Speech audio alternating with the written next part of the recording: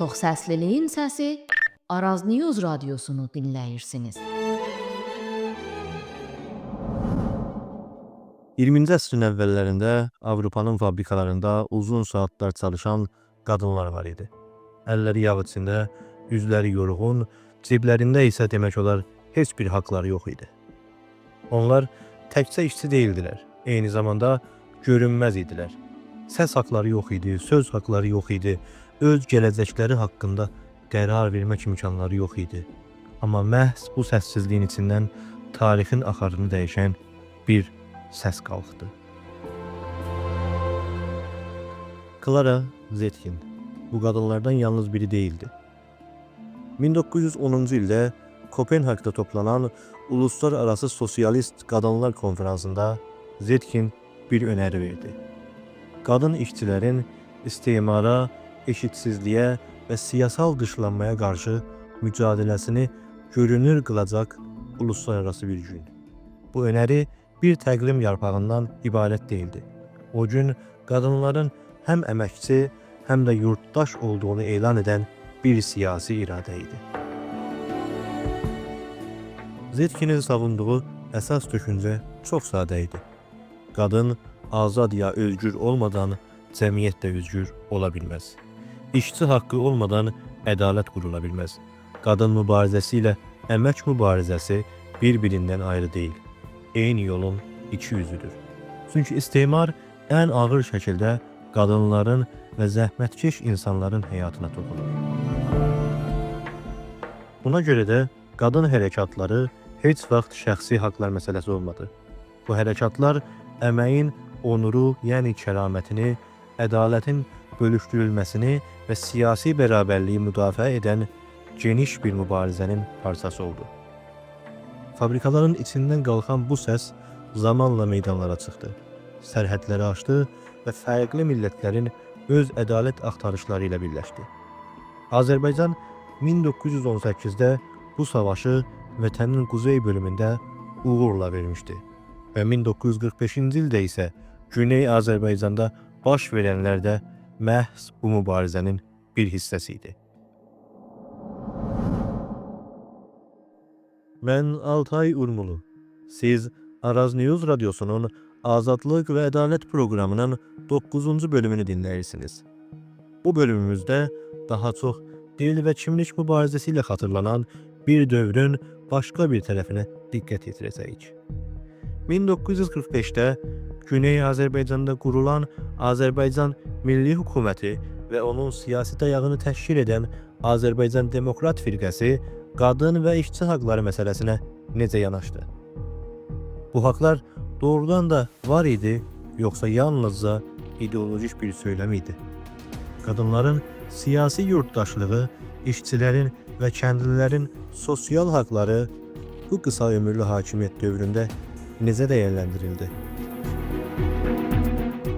Bugün biz bu suallara duygusal və romantik hikayələrlə deyil, akademik qaynaqlara, tarixi sənədlərə və dövrün şahidlərinin söylədiklərinə əsaslanaraq cavab axtaracağıq.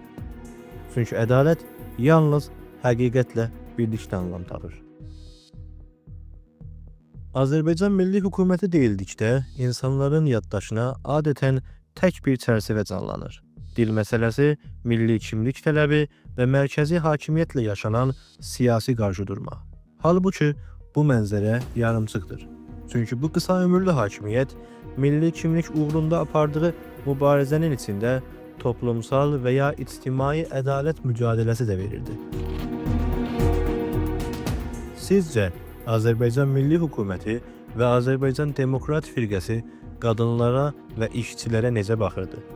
Onları yalnız bir dəstəkçi kütlə kimi görürdü, yoxsa hüquqi və siyasi bir haqq sahibi olaraq mı qəbul edirdi? Bu sualın əhəmiyyəti yaşanılan dövrdən qaynaqlanır.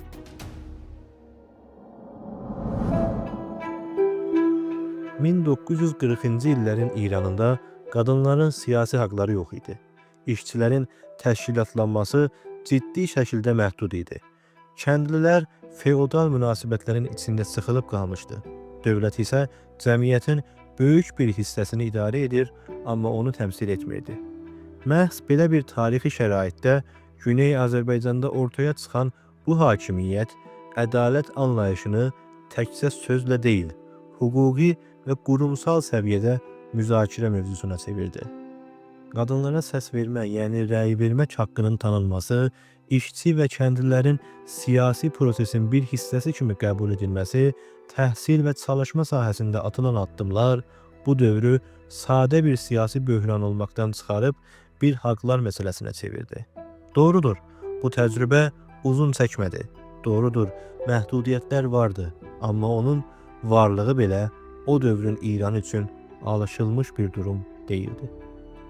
Bu səbəbdən bizim bu konuya baxmaqdan əsas məqsədimiz qadın və işçi haqlarının bu qısa dövrdə necə bir siyasi düşüncənin tərkib hissəsi haline gəldiyini anlamaqdır. İndi isə söhbətə qadın haqlarından başlayacağıq. Çünki bir cəmiyyətin ədalət anlayışı ən açıq şəkildə qadınlara verdiyi siyasi və toplumsal dəyər üzərindən oxunur. 1945-ci ildə Azərbaycan Milli Hökumətini başa düşmək üçün onun qadın məsələsinə necə yanaşdığına baxmaq lazımdır.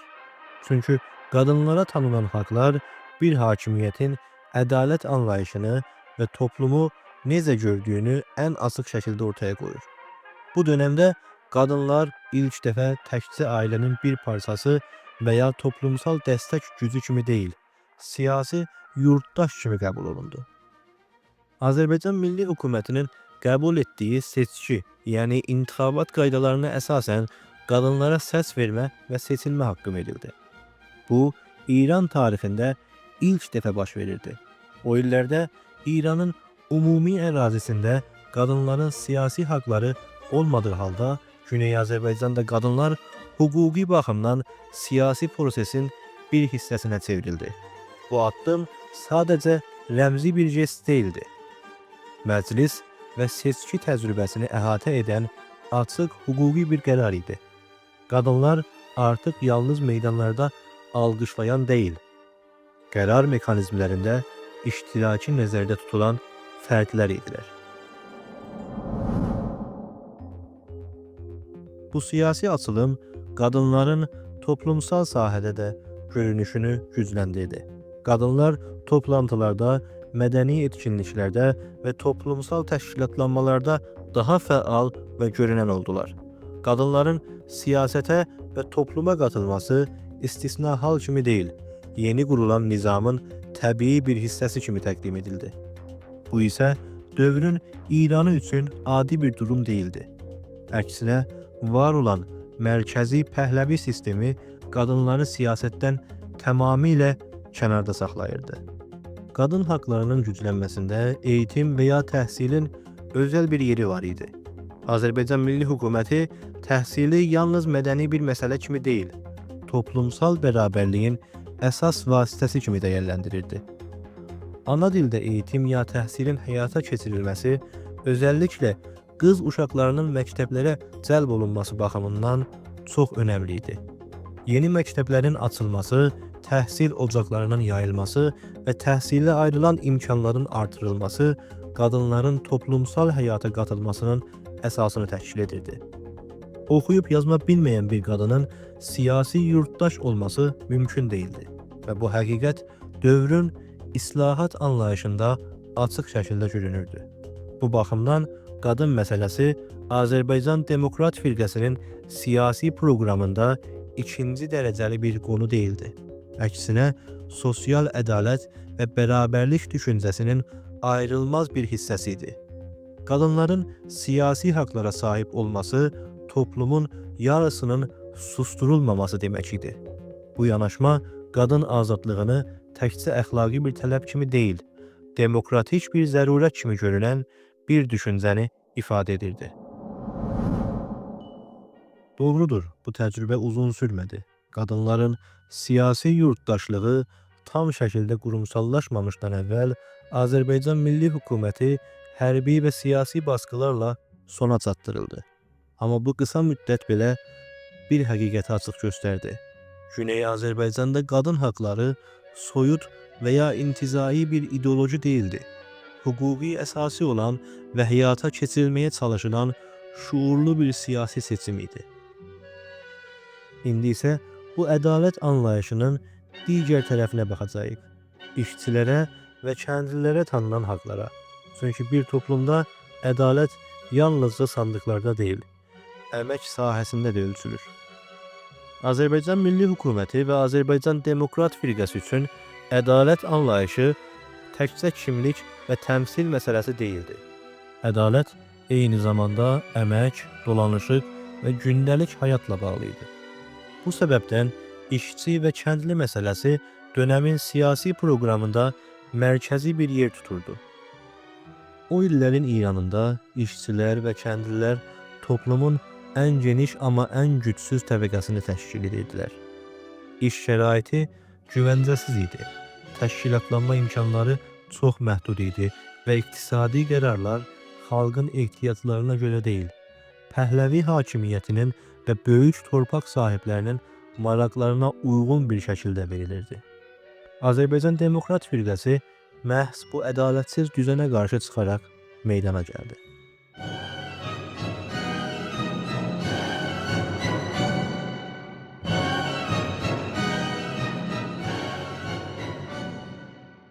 Milli hökumətin əsas məqsədlərindən biri işçi və kəndliləri sadəcə iqtisadi bir vasitə kimi deyil, siyasi prosənin əsas daşıyıcıları kimi tanımaq idi. Bu yanaşma sosial ədalət düşüncəsinin gerçək həyata keçirilməsi demək idi. İşçi və kəndli artıq sadəcə idarə olunan deyil, haqq tələb edə bilən, bir özünə və ya haqq sahibi olan bir konişgər kimi qəbul edilirdi. Bu dövrdə atılan addımların önündə çalışma və üretim məsələsi dururdu. Yerli sənayenin canlandırılması, fəaliyyətsiz qalmış fabrikaların yenidən işlədilməsi və yeni iş sahələrinin açılması həm iqtisadi, həm də siyasi bir seçim idi. Məqsəd yalnız üretimi artırmaq deyil, işçiyə davamlı qazanc, topluma isə iqtisadi sabitlik yaratmaq idi. Əmək haqqı və çalışma hüququ sosial ədalətin əsas sütunlarından biri kimi dəyərləndirilirdi. İşçi haqları baxımından təşkilatlanma anlayışı da məşrulaşdırılırdı. İşçilərin birgə şəkildə söz deməsi, öz haqlarını savunması dönəmin siyasi atmosferində ciddi bir dönüş nöqtəsi idi. İşçi və kəndli qurultayları, toplantılar və yerli səviyyədə siyasi iştirak imkanları əməyin siyasətə daşınmasının yolları kimi görülürdü. Bu işçilərin təkcə iqtisadi deyil, eyni zamanda siyasi tələblərlə də ortaya çıxması demək idi. Kəndli məsələsi isə torpaq və feodal münasibətlər şəklində gündəmə gətirildi. Milli hökumət kənd yerlərindəki bərabərsizliyi azaltmağa yönəlmiş addımlarla kəndlini mərkəzi hakimiyyətə bağlı və asılı bir kütlə olmaqdan çıxarmağı hədəf tutmuşdu. Torpaq məsələsinin müzakirəyə açılması kəndlinin ilk dəfə sistemli bir şəkildə bir haqq sahibi kimi tanınması anlamına gəlirdi. Bu addım təkcə iqtisadi deyil, eyni zamanda onur və ya insani kəramət və ədalət məsələsi idi. Qadınların siyasi yurttaşlığı ilə birlikdə düşünüldükdə, işçi və kəndli haqlarına verilən bu dəyər və önəm Azərbaycan Milli Hökumətinin ədaləti dar bir elitin deyil, xalqın bütün təbəqələrinin haqqı kimi gördüyünü açıq şəkildə göstərir. Bu yanaşma o illərdə Güney Azərbaycanda qurulan hakimiyyətin sosial ədaləti sözlə deyil, əməli bir şəkildə həyata keçirməyə çalışdığını açıq-aydın ortaya qoyur. Azərbaycan Milli Hökumətinin qadın və işçi haqları sahəsində atdığı addımlar sadəcə yerli islahatlar deyildi. Bu addımlar İranda var olan güc balansını sarsıdan, mərkəzçi və imtiyazlı sistemi açıq şəkildə sorğulayan bir siyasi yol idi. Məhz buna görə də Milli Hökumət qısa müddətdə hədəfə çevrildi. Qadınların siyasi yurttaş kimi tanınması, işçi və kəndlilərin haqq sahibi olaraq qəbul edilməsi, ədalətin yalnız seçilmiş bir zümrə üçün deyil, bütün xalq üçün düşünülməsi, var olan düzen üçün qəbul olunan deyildi. Çünki bu yanaşma xalqın susqunluğuna əsaslanan köhnə sistemi kökündən silkələyirdi. Milli hökumət xalqı sadəcə idarə olunan bir kütlə kimi yox, qərar vermə prosesinin bir parçası kimi görürdü. Bu səbəbdən o zamanlarda Azərbaycan təcrübəsi adi bir yerli hakimiyyət hadisəsi kimi qiymətləndirilə bilməz. Milli hökumət sosial ya ictimai ədalətə əsaslanan bir siyasi alternativ olduğu üçün bastırıldı. Qadınlara səs vermə haqqı verən, işçiyə və kəndliyə siyasi dəyər tanıyan bir model yalnız Güney Azərbaycan üçün deyil, İranda yaşayan fars olmayan millətlər və İranın bütünü üçün dəyişdirici bir nümunə idi. Cəmi bir il ərzində qadın haqları, əmək, təhsil və sosial bərabərlik sahəsində atılan addımlar bu hakimiyyətin məqsədinin keçici olmadığını, köklü bir dəyişiklik hədəflədiyini ortaya qoyur. Bu addımlar Pəhləvi hökumətinin vəhşicə olan baskısı ilə yarımçıq qalmış bir yolun işarələridir. Azərbaycan Demokrat Firqəsinin və Milli hökumətin müdafiə etdiyi yol aydın idi. Ədalət yalnız mərkəzdə deyil, bölgədə də, xalqın gündəlik həyatında da qurulmalıydı. Bu anlayış qadınları susturulmuş bir təbəqə olmaqdan çıxarır, işçiləri və kəndliləri görünməzlikdən qurtarırdı.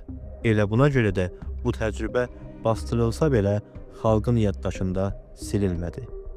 İndi isə bu yaddaşın niyə hələ də yaşadığını və bugün bizə nə dediyini xatırlayaraq proqramımızı sona çatdıracağıq. Sözlər yalnız deyildiyi ana aid olmur. Onlar nəsildən nəsilə ötürülür, yəni müntəqil olur, bastırılır, pıçıltıya çevrilir, amma heç vaxt yox olmur. Azadlıq, ədalət, milli hökumət sözü də məhz belə sözlərdəndir. Bu təkcə bir dönəmin şüarı deyil, bir tarixi şuurun ifadəsidir. 1918-ci ildə vətənimizin quzeyində qurulan Azərbaycan Cümhuriyyəti xalq hakimiyyəti və yurttaşlıq düşüncəsini bu torpaqlara gətirdikdə qadınlara səs vermə haqqı verən, bərabərliyi dövlətin təməlinə qoyan bir iradə ortaya çıxmışdı. 1945-də isə Azərbaycan Milli Hökuməti həmin iradəni Güney Azərbaycanda yenidən canlandırdı. Qadının siyasi yurttaş kimi tanıyan, işçini və kəndlini haqq sahibi kimi qəbul edən, ədaləti sadəcə bir arzu deyil, idarə etmənin əsası sayan bir yol ilə. Bugün Güney Azərbaycanda səslənən azadlıq, ədalət, milli hökumət çağırışı məhz bu iki tarixi təcrübədən qalan qığılcımın hələ də sönmədiyini göstərir. Bu söz yalnız bir hakimiyyət formasına həsrət qalmaq deyil. O, qadınların susturulmadığı, işçilərin görülməz sayılmadığı, müxtəlif ictimai təbəqələrin və bütün vətəndaşların haqlarının qorunduğu bir siyasi düzən tələbinin ifadəsidir. Ona görə də azadlıq, ədalət, milli hökumət keçmişi xatırladan bir ifadə deyil. Bu günü anlamlandıran, sabaha yol göstərən bir xəritədir. Milli hökumət qadın haqlarını, əməyin onuru ilə şərəfini və toplumsal bərabərliyi birlikdə müdafiə edən qısa, amma güclü bir tarixi mirasdır. Bastırıla bilərdi, yarımçıq da qala bilərdi, amma xalqın yaddaşından silinmədi. Çünki ədalət bir dəfə tələb olunduqdan sonra tamamilə yox edilə bilməz. Azadlıq düşüncəsi isə nəsillər arasında əldən ələ keçərək yaşamağa davam edir. Azərbaycan Milli Hökuməti qadınların və işçilərin haqlarını müdafiə etməklə, savunmaqla təkcə öz zamanını deyil, gələcəyi də işarə etdi. Bugün bu mübarizəni xatırlamaq yalnız keçmişə hörmət deyil, bugünün də məsuliyyətidir.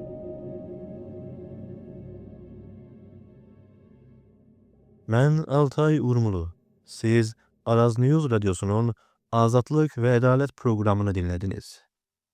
Bir sonraki bölümə qədər əsən qalın.